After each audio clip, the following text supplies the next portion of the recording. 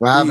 Yo, what up? How you guys doing out there today? This is your boy RotoBeast. I'm here with my boy Jeremy and Chris. We're here to present you our MLB core plays for Tuesday, August 11th. If you're new to this channel, please make sure and click the subscribe button below. This is where you can watch all of our MLB, NBA, NHL, NASCAR, PGA, all of it. We got it all right now. So make sure to check out the site, DFSCheatSheet.com.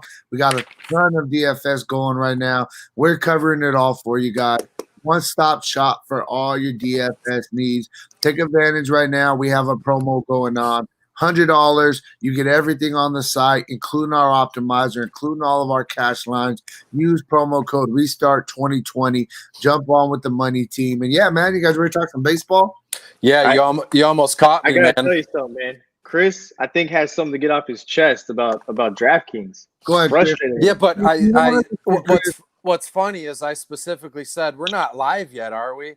And you're like, no. And I said, And I was like, yep. I went on this profanity laced tirade, and then you're like, hello, we're live, and I stopped and smiled and waved. I mean, that just speaks to the professionalism here at Cheat Sheet, right? So, so what do you got to say? I'm curious to hear what happened. So here's my thing. This morning, even last night, I was going over the baseball slate today. I was writing my crush spot, a guy at every position, and I really love Cincinnati tonight. The Cincinnati Reds are playing tonight, but the game starts at like 6:37 or something. So what does DraftKings do? They completely cut it off the slate, right? So in preparation of our crush spot video today, or our MLB in the dugout live video, whatever you want to call it, I can't talk about Cincinnati because that would be rude, because on FanDuel, it's part of their early only slate. And on DraftKings, it's non-existent. It's like Bush League rookie stuff. I mean, why are you cutting out complete games? It happens almost every other day. I remember I mentioned it last week sometime, if I'm not mistaken, Jeremy. Boston and the Mets were playing, and they completely cut that game out. I mean, what are you doing? You're a multi-million, maybe even $1 billion business with DFS, and you're just, well, it just doesn't fit in our schedule, so we're cutting it off.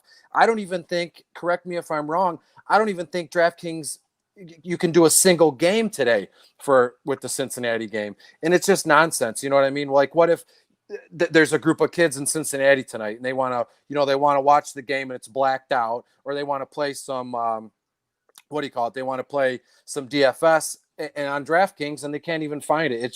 It's whack. I can't stand it. Just another reason why I've never deposited a dime in that site. I'm all Cheat Sheet and I'm all FanDuel. FanDuel will have all my money until the day I die. Yeah, no, for sure. Me personally, I prefer FanDuel much more than DraftKings. Obviously, I do play DraftKings nightly. Our cash lineups for our members, etc. But it goes back to the same thing. This morning, I had the same problem. NBA, they start at 1:30 today. Main slate for FanDuel. DraftKings decides to start at 10 a.m. They're all over the place. They made every other slate a 2-game slate. Who really likes playing 2-game slate? So they got to do a better job.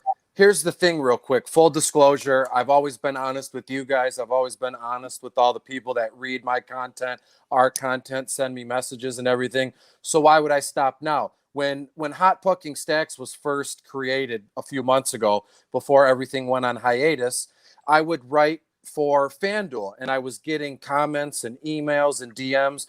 Well, I play on DraftKings. Why don't you put a DraftKings sample lineup in there? And I said, sure, I'll do it. Against my better judgment, because I'm just not a DraftKings fan. And I felt like maybe I shouldn't tell people that, because DFS is DFS, right? And I have literally no interest in DraftKings, but I do the sample lineups for DraftKings for the people that play on DraftKings, read our content, send us messages. They play on DraftKings. So I didn't want to be rude. I didn't want to be disrespectful to those readers, but I'm just saying I'm not anybody special. I don't have that big of an audience yet where DraftKings will listen to what I say or listen to what we say. Why would they anyways? Just know the disdain I have for DraftKings. So you asked and you got me going today already.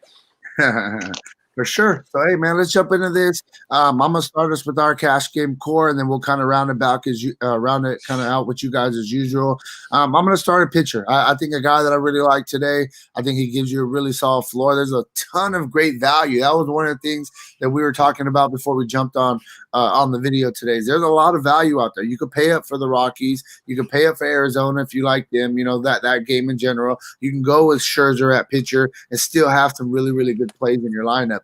So yeah, man, I'm gonna start. I like Max Scherzer today going against the Mets. The Mets, you know, they definitely have a decent lineup, but they've been hit or miss. We know Max Scherzer, he's a guy that is he's gonna give us strikeout upside night in and night out. I seen that he did go against the Mets. He only went one inning. He left early with the hamstring issue last game.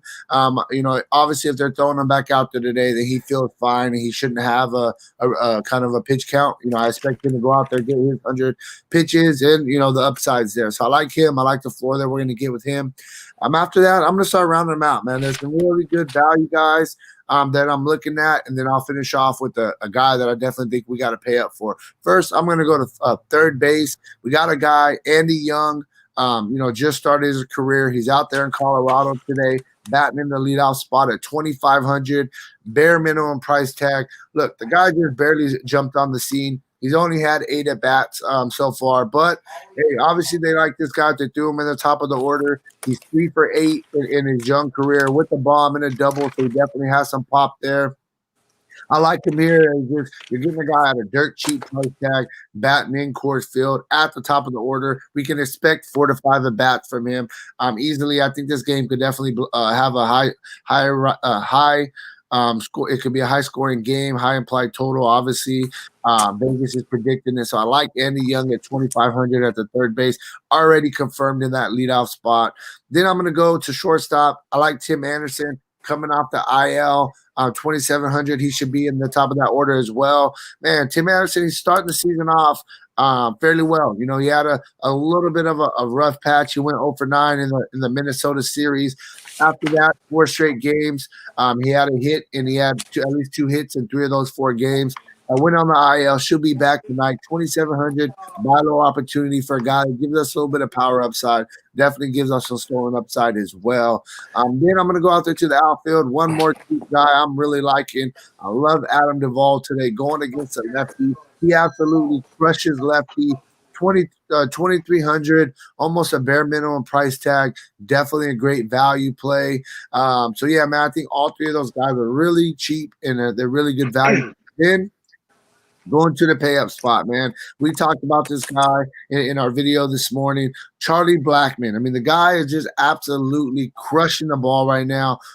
Ton of multi-hit games. He's had more multi-hit games than he's had, you know, games where he had 0 or 1 hit. So the guy's batting, you know, almost 500 to start the season. Power upside, some stolen base upside. He hasn't had a stolen base so far this year yet, but we know he has that in his arsenal as well. I love the floor that he's given us. At home, like I said, I think this game is going to be a lot of runs scored both ways. Charlie Blackman's the guy that I definitely want to get in most of my lineups today, if not all my lineups. The floor is just tremendous. So I just round it off for you guys. Max Scherzer, pay up at pitcher. Charlie Blackman, he's my pay up spot. Then 3 really good value plays. Andy Young, batting in the leadoff spot for Arizona. Tim Anderson coming off the IL at 2,700. And Adam Duvall batting in that 6 hole, 2,300. I expect there to be a lot of runs in that New York and Atlanta game as well. So I'm going to pass it off to you, Chris, and you're going to start with your crush spot. Absolutely. You ended with your pay up spot. I'm going to start with my pay up spot, and it's Trevor Story at shortstop in Colorado tonight. The guy is absolutely on one, but at what point does it stop being on one and he's just a superstar? Trevor Story is a superstar. Tonight he's $4,200 on FanDuel. Look at his game log. It's kind of been on one, off one, 3.5, 18.7, 9.7, and then yesterday 31.1 fantasy points on FanDuel. He's been absolutely crushing left-handed pitching. Zach Gallen's in town tonight, who's a right-handed pitcher. Just like you said with Blackman, I don't even think it matters who's pitching tonight. It could be a pitch machine, could be Randy Johnson. It doesn't matter. This guy's going to smash balls. So smash balls and hit dongs. That's what he does. if we look at Texas tonight, I said this earlier in the video. I love the Odor-Gallo combo, both left-handed bats at home against Seattle tonight. There's a slew of Yankees I like and not the usual cast of characters. Mike Ford, Gio Urshela. I love those two tonight. And then I'm going to round it out with two Tampa Bay Rays, quick and to the point. Yandy Diaz, $2,500, batting first, and then batting behind him, Jose Martinez, professional hitter. He hits for average. He gets on base. So short and sweet for me today, guys. Any questions or comments, go to the cheat sheet, look at the crush spot, send me an email or a DM. They're always open for anybody. Sure. What you got for it stack-wise, Jeremy? First, this is like my famous saying everybody says in Discord is on one of these slates you have to sift through the shit, and you have got to sift through it today. And in sifting through some of that, there's two teams that I think are going to go completely under-owned today, and one of them is the Cubs against Plutko, and the other one is the Phillies against Cobb. I just think that there's a lot of hype around this Yankee Brave game. There's Coors Field on the slate. You've still got the Dodgers who are 11-5. You know, there's other teams. You know, Houston's going against Tyler Anderson, the Giants. We saw the Giants almost get no hit last night. The Astros put up 6 runs in that one. So we know there's offenses on an 11-game slate like this, or a 12-game slate, whatever it is. And to me, there's going to be a couple of opportunities that everybody's going to get. They're going to miss out on because of the fact that you've got to sift through the shit. So I really like the Cubs right-handed bats going against Adam Plutko. Plutko, a 429 ISO against him by right-handed bats. You can look at some of the value for the Cubs, starting with a guy like Ian Happ. I know you, as a cash game player, Steph, I know Ian Happ's the guy that you like to plug in lineups, especially when he's at the price tag he's at. He's just a good value bat, and Ian Happ comes in with a 407 ISO against right-handed pitching. So this is one of those things where you've got a guy who's giving it up to right-handed bats, and you've got a guy who obviously Happ's a switch hitter. He'll bat left-handed in this spot. But for me, I like Happ. I like Contreras. Chris Bryant, obviously a right-handed bat, and then Javi Baez. Baez not off to the best start, but I think this Cubs team gets really underlooked tonight on a really big slate. And then Philadelphia, not only from the bats side of things, they put up a monster number last night against Atlanta, but Zach Wheeler. I mean, Zach Wheeler's a very solid pitcher. I don't know how many people have even realized that Zach Wheeler's not in New York. He's in Philadelphia because Philadelphia hasn't been – they've been kind of playing on this early slate that's not, like you kind of ran and raved about a little while ago, where they kind of are off the main slate, out of sight, out of mind. So I think Wheeler's another guy you could definitely look at today. A little bit cheaper than Scherzer. And look, you're right, 100% right with Scherzer. They wouldn't just run him back out there if he was still having some discomfort with that hamstring. But at the same time, he did just come out of his last start with a hamstring, and it's a hefty price to pay if, in fact, he gets on the mound and something isn't right, or they limit his pitch count to try to bring him back in to the swing of things. So Wheeler's a guy I definitely think you can look at. All in all, Yankees, Rockies, Phillies, Cubs, Arizona, Atlanta, and Houston. That's kind of the main stacks that I'm looking at tonight. Pitching, obviously, you got to like Scherzer. I do like the game stack of Coors Field. I do like the game stack of the Anaheim Angels and the Oakland Athletics from both sides of it. I want a little exposure to the pitchers, and I want definitely some exposure to those bats just in case it does go off. Last but not least, nice game in Boston last night. Boston put up some runs. Tampa Bay put up some runs.